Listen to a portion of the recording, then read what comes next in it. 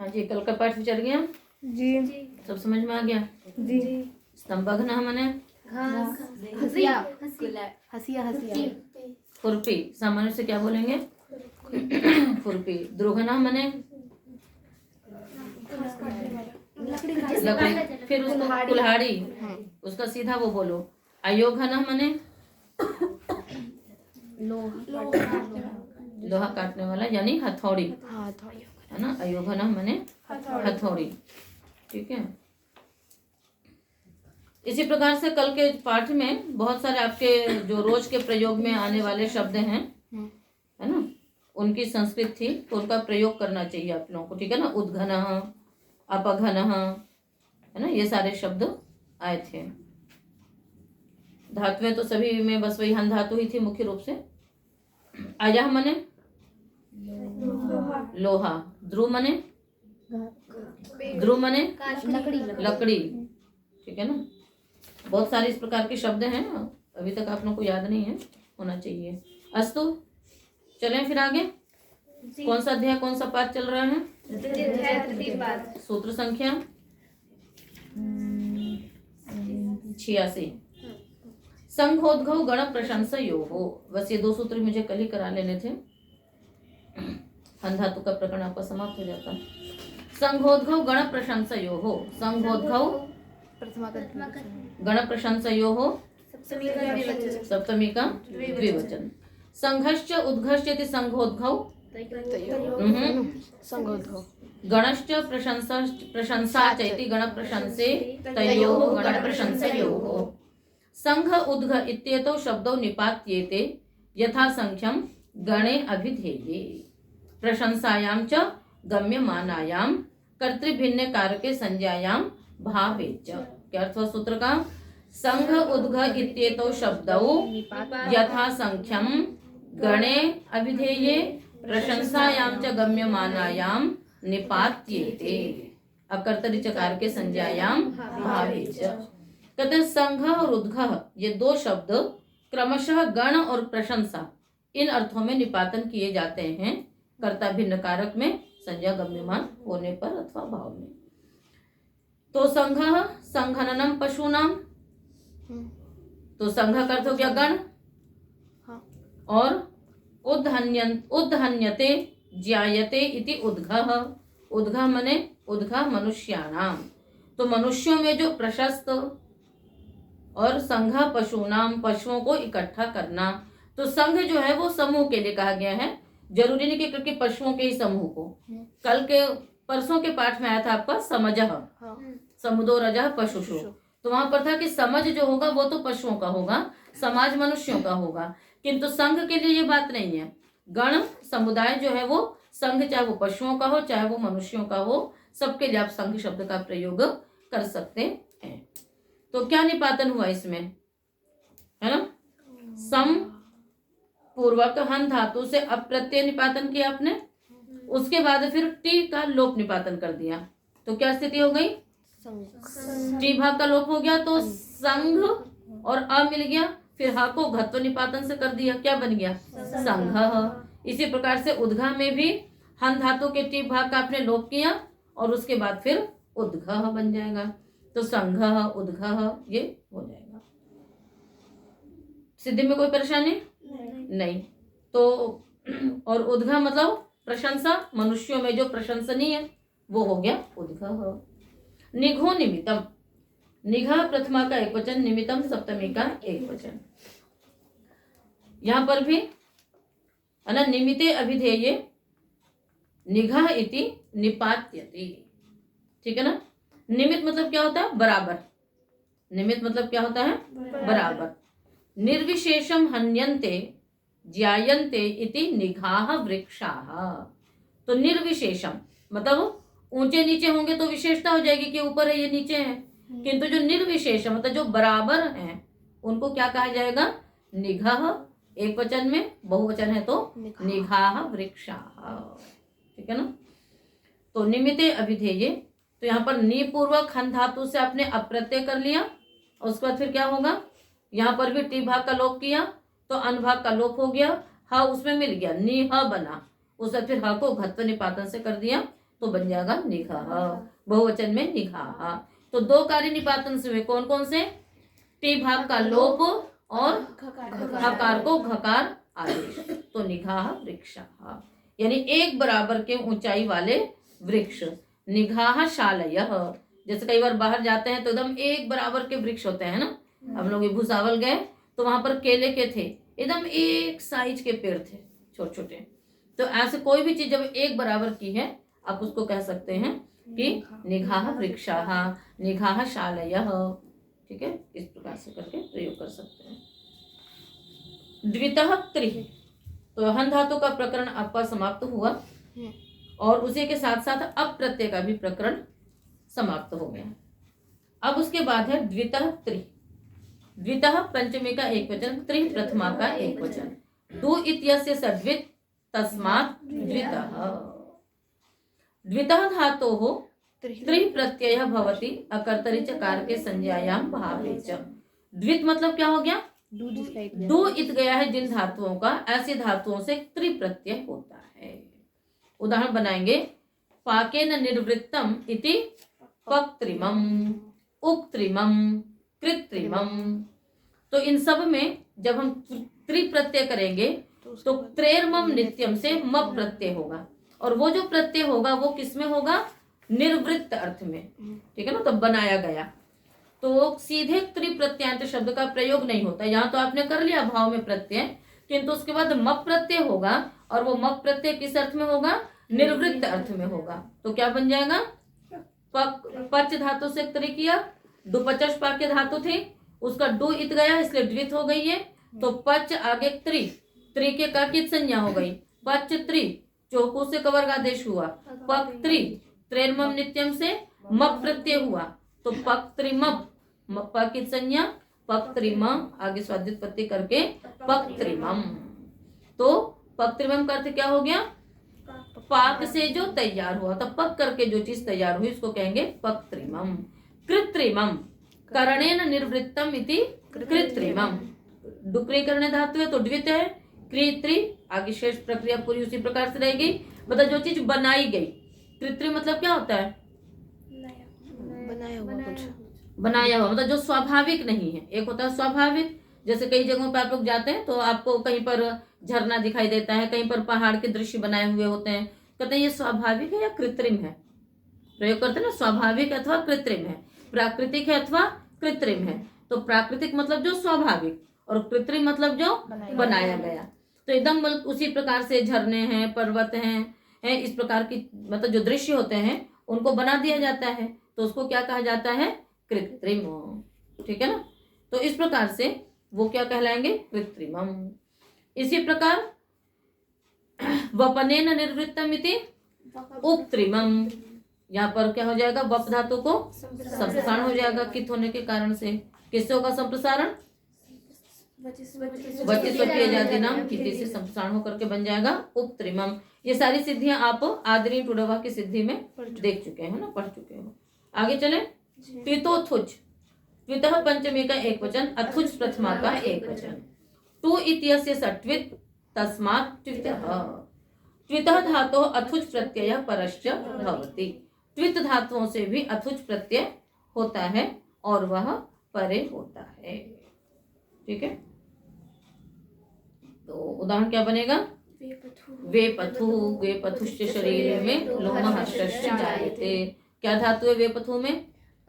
तो वे प्रिकंपने, तो उससे बन जाएगा। ठीक है, तो वे पथु अथुच हो गया, गुण होकर के वे पथु बन गया।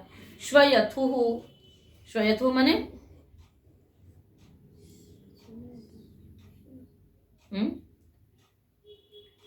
गति है ना, बढ़ना। और क्षवथु, टुक्षु शब्द, क्षवथु मतलब आवाज है ना, खांसी। तो वे पथु, श्वयथु, क्षवथु। सिद्धियों में कोई परेशानी नहीं है। इत संज्ञा करेंगे, अथुच प्रत्यय आएगा, गुण जहां करना होगा वहां गुण करके। ये भी आपने आदरी टुडवा में पढ़ा हुआ है, वहां पर आप देखेंगे सिद्धि। यज याच यत विच्छ प्रच्छ रक्षो न। यज याच यत विच्छ प्रच्छ रक्षः पंचमी का एक वचन, नंग प्रथमा का एक वचन।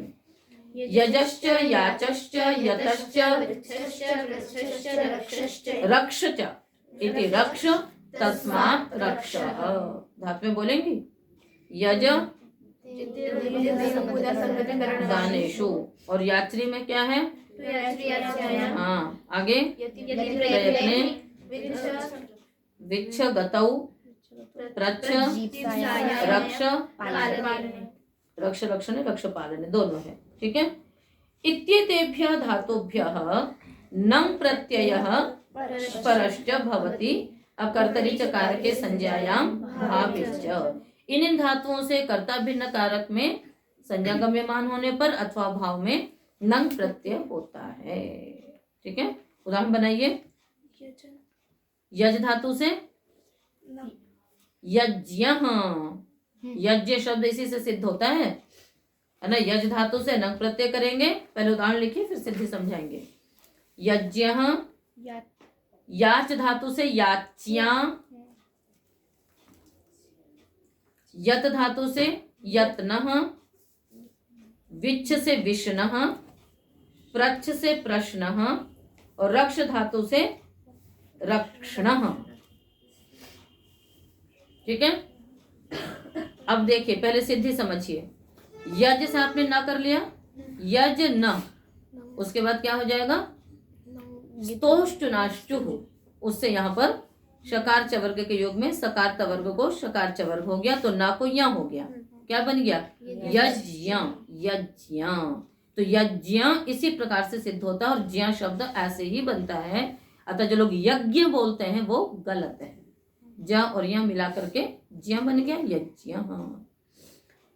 एक बात और ध्यान में रखिएगा कि जो नंग प्रत्ययांत शब्द होते हैं वे हमेशा पुल्लिंग होते हैं।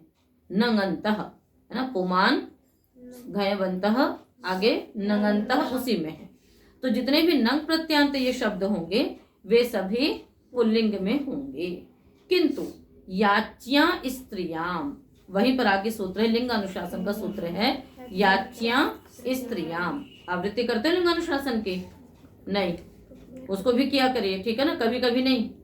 इन सब चीजों की रोज आवृत्ति करिए, है ना। एक दिन पुमान कर लो, एक दिन स्त्रीलिंग वाला कर लो, एक दिन नपुंसक का कर लो। सप्ताह में 2 बार आपको लिंग अनुशासन की आवृत्ति हो जाएगी। उससे क्या लाभ होगा कि जो लिंगों की आपकी वो है परेशानी होती है कि कौन सा शब्द किस लिंग में है, वो उससे आपको ज्ञात हो जाएगा।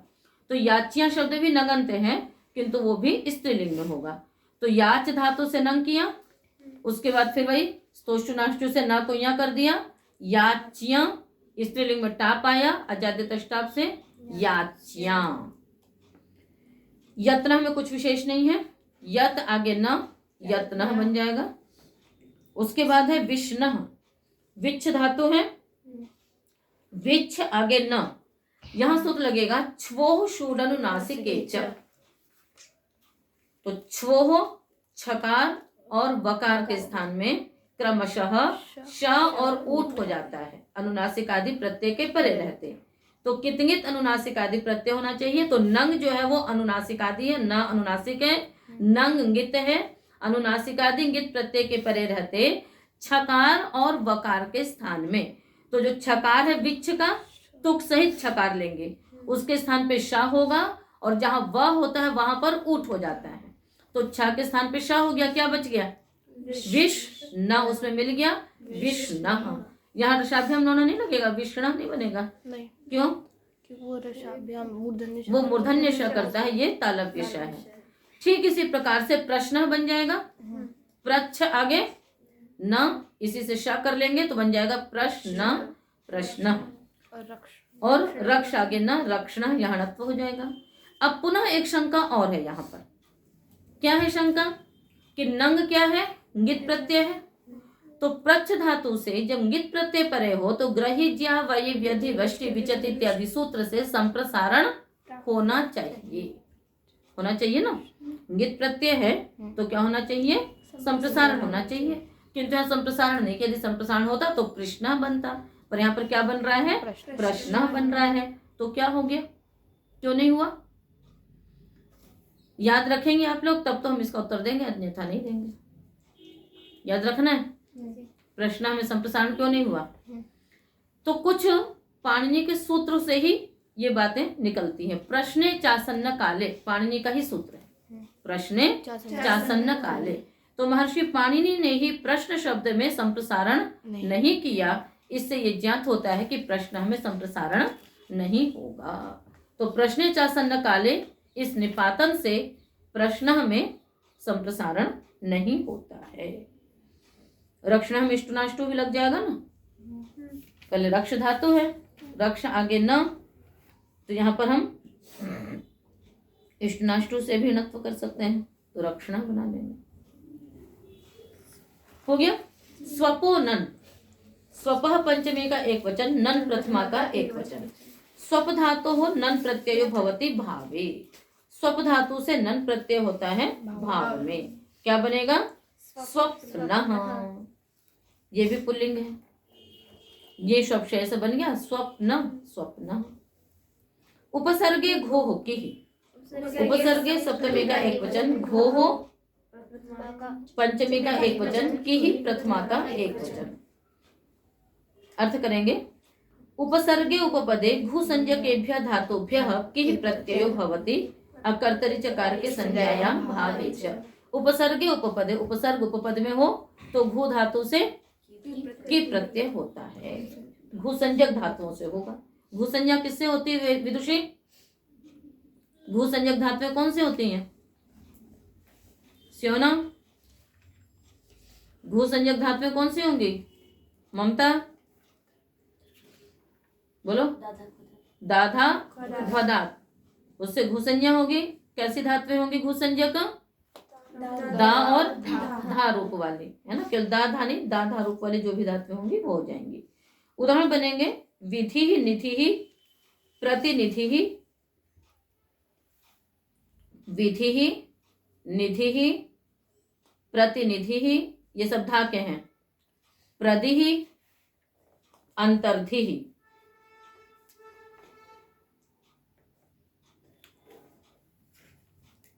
ठीक है। उपसर्ग उपपद है वि, दुधाएं धातु ले लीजिए। वि धा की का ई बचा, क की संज्ञा करके उस पश्चात आ तो लोप इट जैसे आकार का लोप कर देंगे। क्या बन जाएगा? विधि ही। ठीक है ना। और इसी प्रकार से प्रधि ही, विधि मने विधान, निधि मने खजाना, प्रतिनिधि ही, प्रतिनिधि शब्द जानते ही हो। प्रधि मतलब देना, प्रदान। अंतर्धि, अंतर उपसर्ग है क्या? नहीं, किंतु एक वार्तिक है, नोट कर लीजिए। अंतः शब्दस्य, अंतः शब्दस्य अंग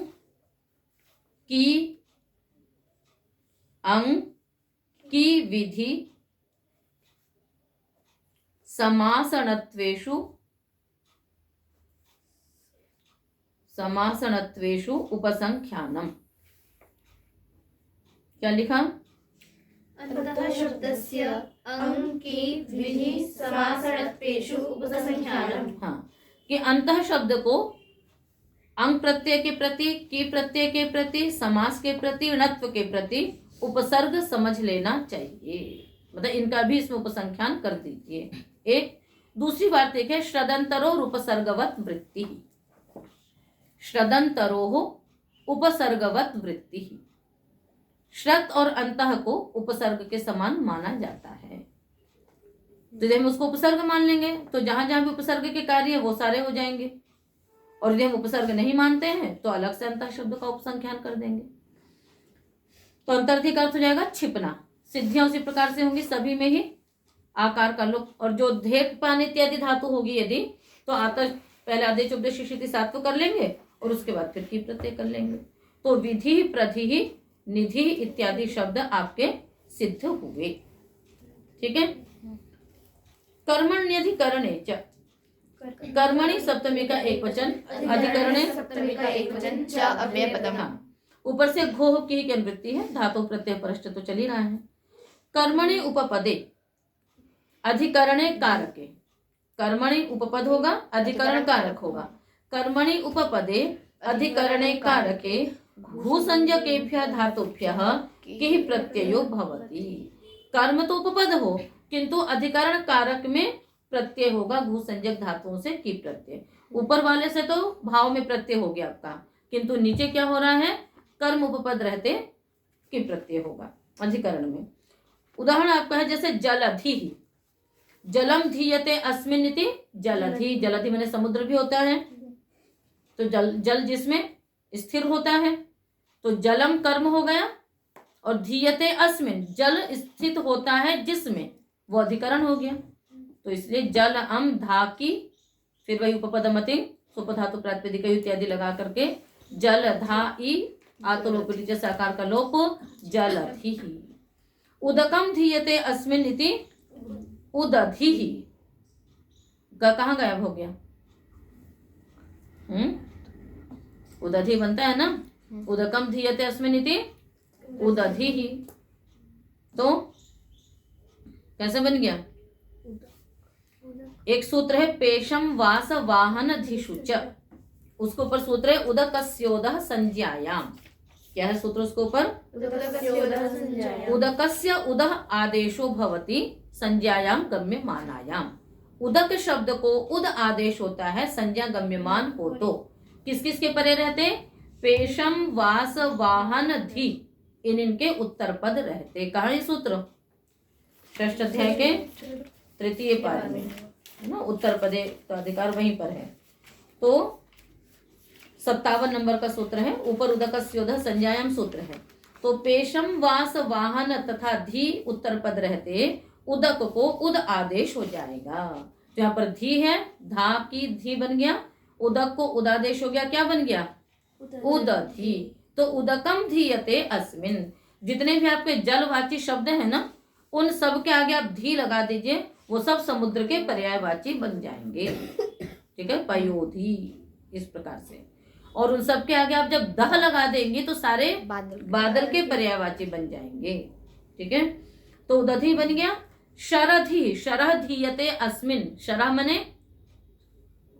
मने बाण है ना, बाण जिसमें रखा जाता है उसको क्या बोलते हैं हिंदी में? सुना होगा, जिसमें बाण रखे रहते हैं, तरकस है ना, उसी को तूणीर भी बोलते हैं। क्या बोलते हैं? उसी को तूणीर भी बोलते हैं, तरकश भी बोलते हैं। तो जलधि ही, शरधि ही, उदधि ही, तो इन सब में क्या हुआ? उधर कर्म उपपद है और वो रखा जाता है जिसमें, तो वो अधिकरण हो गया। तो कर्म उपपद है, अधिकरण कारक है।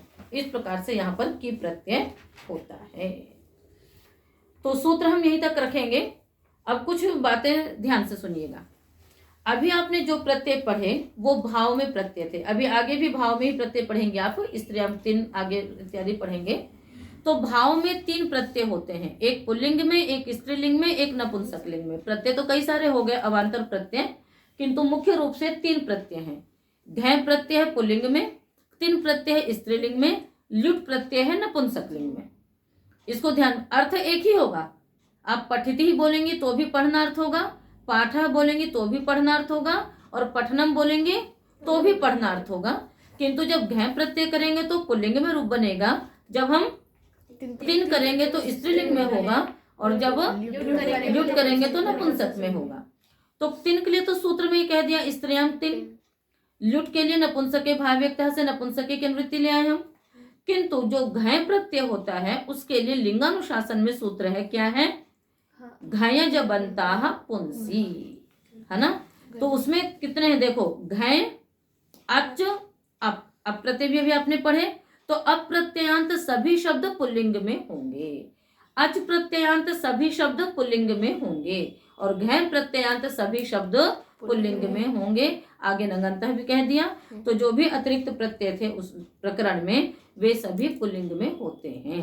तो लिंगानुशासन में कुछ प्रत्ययांत शब्दों के लिए भी लिंग की व्यवस्था की है, और बाकी शब्दों को परिगणित कर दिया है कि ये शब्द इस लिंगों में होते हैं। तो ये ध्यान में रखिएगा। तो अभी आपका भाव प्रत्यय ही चल रहा है, कल से अब आपके स्त्री प्रत्यय चलेंगे। कल से कौन से प्रत्यय चलेंगे? स्त्री प्रत्यय चलेंगे। तो आज जो प्रत्यय समाप्त हुआ है भाव में वे सभी पुल्लिंग हैं, और सूत्र क्या है? घयज बनता पुंसी, घै प्रत्ययांता, अच प्रत्ययांता, अप्रत्ययांता शब्दाः पुंसी भवन्ति, कि ये प्रत्यय किसमें होते हैं? पुल्लिंग में होते हैं। ठीक है, तो इसको ध्यान में रखना है। तो ये आपने पुल्लिंग वाले जो भाव प्रत्यय थे, भाव माने धात्वर्थ, वो आज समाप्त हुए। शेष कल करेंगे।